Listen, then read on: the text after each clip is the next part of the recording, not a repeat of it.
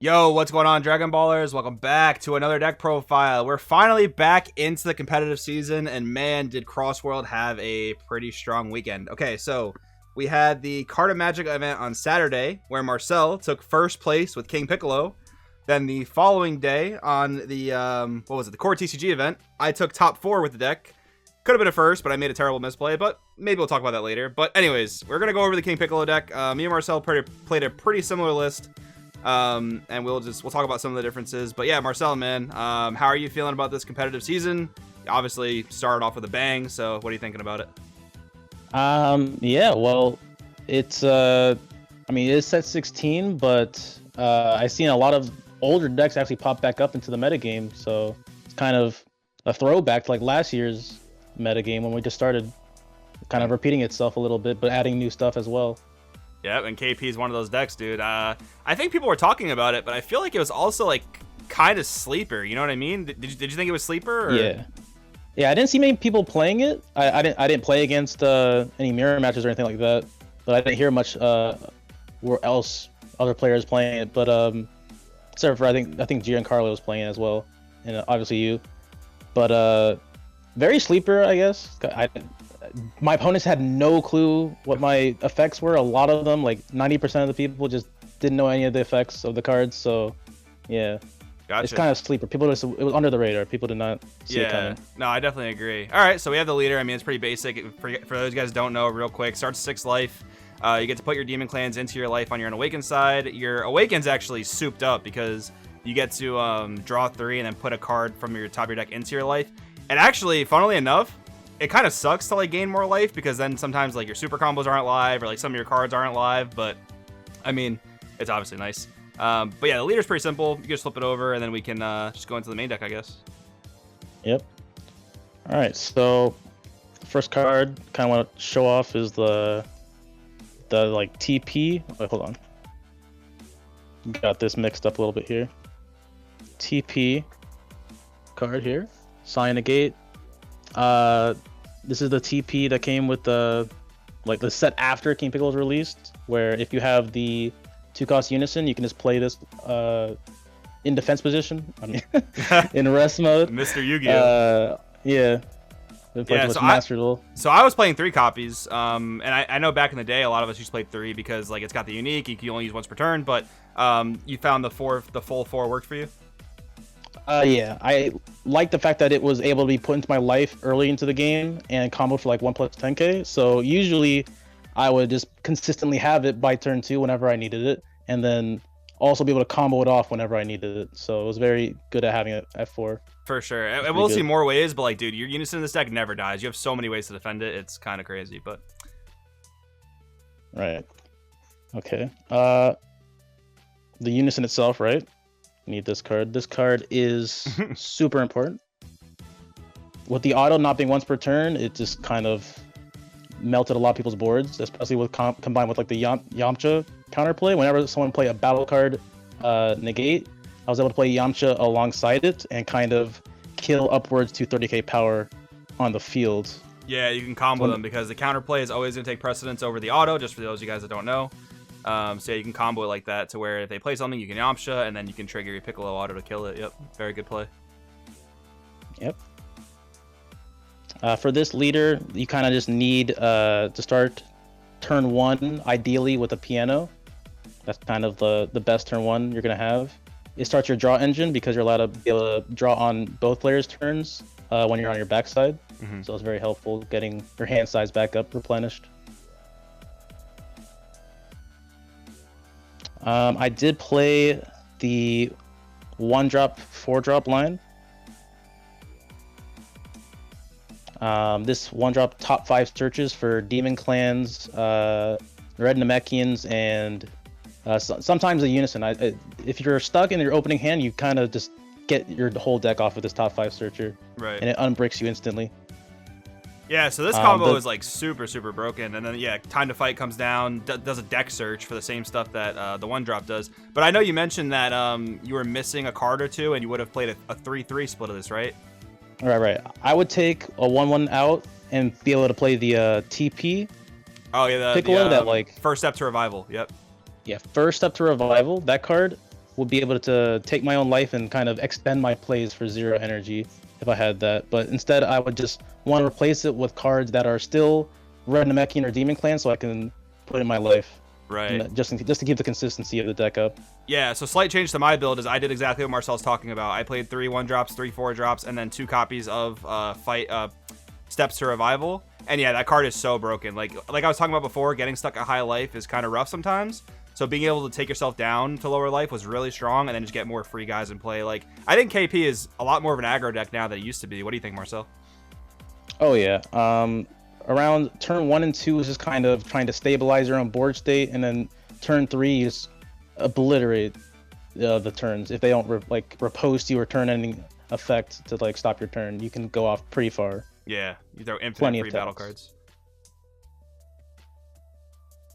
All right, so this is the drum that the only drum we're allowed to play, right? Yep. The one of, unfortunately. This card is super useful. Like, being able to protect a unison and force your opponent to let you enter combo steps so you can resolve your leader's activate battle is very important, and that's probably why Bandai said, yeah, you can only have one of this, you know? Yep. So, what you want to do is really just keep this one alive, because you only have one, so you better keep it alive, right? Yep. So, yeah. The other effect is -10. That effect barely comes up anymore. I'd rather just it be a barrier blocker that can do that effect. Yeah. Like for 0, coming at kind of your life for free. Pretty awesome. You also got the symbol, which comes from your life. This is the Demon Clan that lets you pretty much draw cards forever and gain infinite markers on your unison, which is why this deck's unison is very, very difficult to kill. Yep. You got the tambourines as well. This is your damage dealer, pretty much. Yeah, kind of like the new MVP now that drum is at 1. Yeah, for sure. I usually play him first and just try to combo some other stuff off before getting the symbols into play realistically. So one thing I want to talk about, Marcel, is like, yeah. I think this is probably the best point to talk about it. So we're not playing Goku Divine Presence in this deck, and I feel like this is the point to talk about it because these are all of our combo into play guys. True. You gave me the really good advice to not play the card, and I took that advice and ended up doing very well with the deck as well. So why don't you give like your explanation to everyone, because I think it's very surprising to people. Like, why wouldn't you play this card? It seems perfect in KP, right? Right. So a lot of people are trying to play that card, the Goku that pay like combo 2 red cards and then pay 2 summon it mid battle, and it's like a 30k dual attacker essentially, right? The problem with that, especially in the metagame right now, for yellow, they would just be able to rest it mid battle, so it never gets to attack, right? And it's just too obvious, I guess, for other decks, right? Like, you can see it mid battle, so you're preparing for it already, and it's kind of just burns your energy for the turn when you could do a lot of stuff in King Piccolo with your energy instead of doing that play, you know? Yeah, honestly, that card is, besides like your unison, that card is the most expensive play in the deck at 2 energy. And like I said, like, this deck is so much more aggro than I think it was back then, and you can just do so much for 1 or 0 energy. So I think Divine Presence is still good, and maybe like if there were certain format shifts, it would be worth playing. But right now, like, you're playing the aggro deck, so you want to just do everything you can for as cheap as possible. Yeah, just tempo out this metagame. Yep. What KP can do here. Another one of King Piccolo, New Ruler. Card's broke. So, yeah, this is deck searchable in King Piccolo because you're able to use the 4-drop to deck search for all the Namekians and stuff like that. So pick it out your deck straight away, and then you can evolve on top of it again with another 4-drop because he is a 3 or less King Piccolo. So that is a very good combo in this deck. I love it. I like the 5-3 people the most through this effect. Yep. They just don't expect a 0 mana 20k double striker. So this is my spice here, I guess. I wanted to have enough demon count and Namekian count in my deck, so I just kind of wanted to have it a nice even number. I forgot what it was exactly, but it felt like I needed one more. And this is what I had here. Yeah. Also like a best of 1 tech, right? Why don't you go over the effects real quick? Because Right. this might be one that people aren't familiar with. Yeah, so this is King Piccolo, 5 seconds to eradication. It has deflect, double strike, and barrier, which is very like rare stats to have all at once, especially. Right. Permanent, he ignores all blockers, so you can't block his attack if your leader is red. And then if they try to negate the attack, he can force you can take a life yourself and burn one of your opponent's life. So it's pretty much guaranteed burn damage, or a double strike is going through for damage for sure. So I remember you kind of said like it wasn't that great on Saturday, if I'm not mistaken. Like, would you continue to play it, or what'd you think about it? I didn't play both days. I didn't play a single blue player. This is what that's for. Okay. So that's what this card's for. But again, certain matchups it does come up where it's like, if they negate here, I win, right? Like, so that's where this card comes in other matchups. But for blue matchups specifically, this is what this card's for. Like, they negate way too much. They have Boo Unison. This is barrier, so it doesn't get affected by it. It can't block. That's also what the Boo Unison says. So like this is for blue matchups for sure. Got you. And it is deck searchable, so great. Solid one of. 2 Champas. Going back to the old school days. Yeah. You just gotta increase the speed of the game with the top end of the game kind of being banned essentially. We have to speed up the game a little bit here, so 2 Champas is what I would suggest. Trying to afford 5 to 3 people as much as possible is really good. Trying to get an early game push, so either use one of these or the 0 cost New ruler King Piccolo right here, yeah, to get 5-3 and then finish them off with a double strike later on into the game. It's very important. Most of my opponents were down to about 2 life on turn 3. Like, turn 3 is your big push turn, and your opponent really can't kill you on the crack back, pretty much. And you have a really nice recovery turn 4. So that's kind of where having 2 double strikes would be really very, very useful on the crack back turn 4, right? So that's why I had 2 Champas. How many Champas do you run? I play 2. I play 2 as well. Yep. All right. For the overrun choice, I have 1 Fighting Against Fate. The reason why I only have 1 overrun period in the deck was just because symbols needed certain cards in the drop area to draw from pretty much. So I needed to keep those in there for a while, and most of the time, you just get 1 push turn per game. So you only need 1 to resolve ever.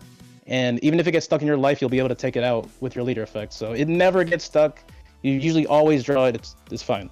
So I actually also played 1 overrun, but I actually played Secret ID, and I kind of think, I think Fighting Against Fates would have been the better pick, because, like, you know, theoretically you want to keep the board clear, and like that's all well and good, but yeah, again, being like the aggro deck of this format, like, it does seem like Fates might be a little bit better, but at the same time, Piccolo sometimes struggles with removal. So I don't know. What do you think? You think Fates is just a better one? I think for this style of deck, you kind of want to just push for damage, and 2 25k beat stick swings are just too much for a lot of people to handle. Alongside that, for pushing power, is this Pan SCR here. So that's where a lot of people being at 2 life by turn 3 happened whenever I drew this card, pretty much. They just didn't expect another 40k swing like to come through. I didn't negate with Pan a single time. I just free played it every time. Right? Like, I never needed to negate. It's just, oh, I have 4 battle cards? Cool, boom, play this swing. Like, what? Whoa, 40k, no negates. Like, damage. Damage is dealt. It's busted. But yeah, sometimes you do get to go defensive because, like I said, you do a strong push turn sometimes, and then they live. All right, they're at 2 life, but you pass turn. Pan is an amazing. Just no, I'm not done. I'm not gonna die. I get 1 more turn to live.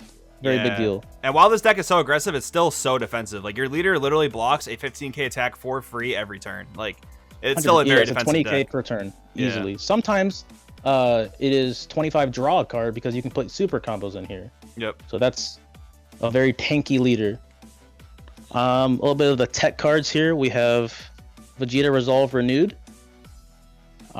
This is pretty much your only interactable card with people's decks, right? So you don't really know what decks you're going to be going up against, so you kind of just want to have a blanket counterplay ready to go. So this is able to hit 15k or less battle cards that come in during your opponent's like counters step, pretty much. Yeah, so main thing is going to be like Oceanus and Mecha Riposte, but there are some other random scenarios where it's solid.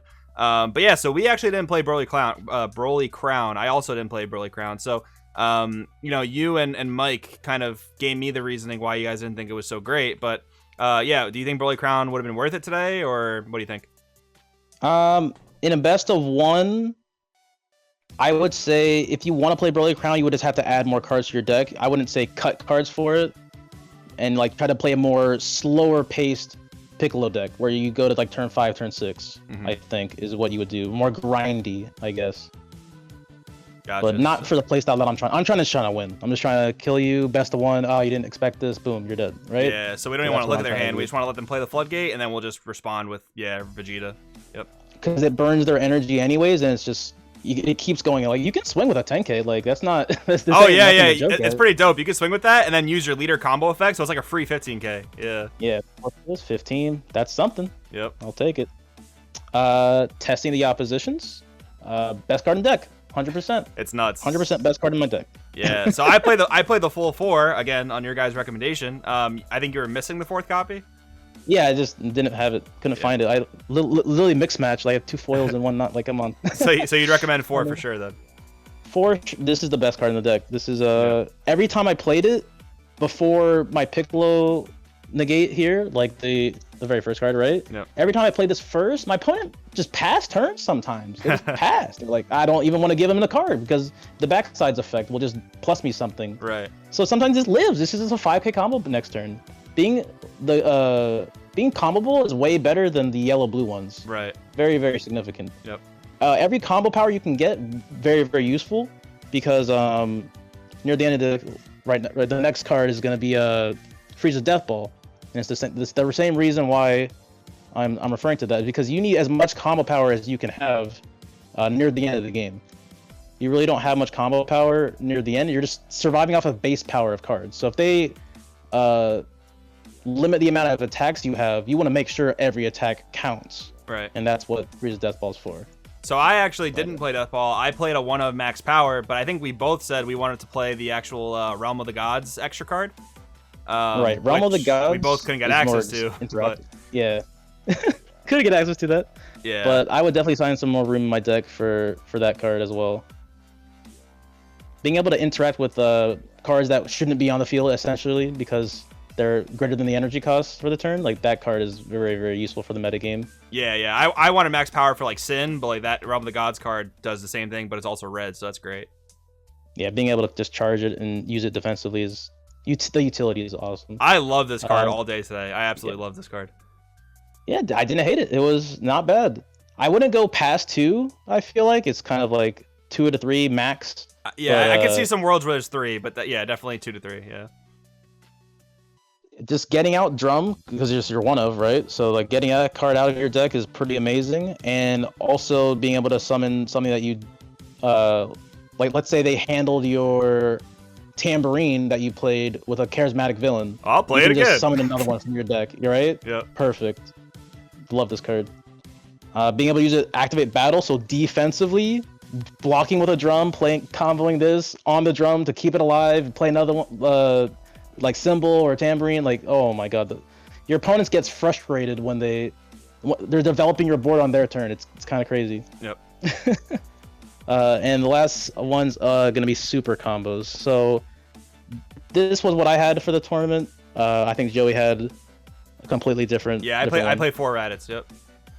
So this card is pretty useful for being a Namekian tag. That's why I specifically play it, for being able to put in my life, combo it from my life, and also be able to just kind of not get stuck in my hands sometimes. Like I need to see what those face down cards are in my life on my backside, right? So just being able to put it in is very helpful for that purpose alone. For sure, yeah. But, I found myself taking myself down to 4 a lot because I had the TP and Marcel unfortunately didn't have access to it. But I think that's like just the main difference. But yeah, I mean Piccolo super combo is great for the fact that it's a name for sure. But all right, so that seems to be the deck profile, Marcel. So yeah, I mean we talked about changes all throughout the profile, right? So we won't do that. So yeah, any shout outs you want to throw out there? Just shout out to Crossworlds. You guys have been really supportive, for the whole thing. So thanks, guys. Shout out to you, and shout out to the Joey for the deck profile. Thank you. No problem, dude. No, we definitely have the best team, man. Also, shout out to our sponsors, man. Deck Planet, Mystic TCG. We appreciate all you guys. And yeah, like Marcel said, everyone on the team as well. And we will see you guys in the next video.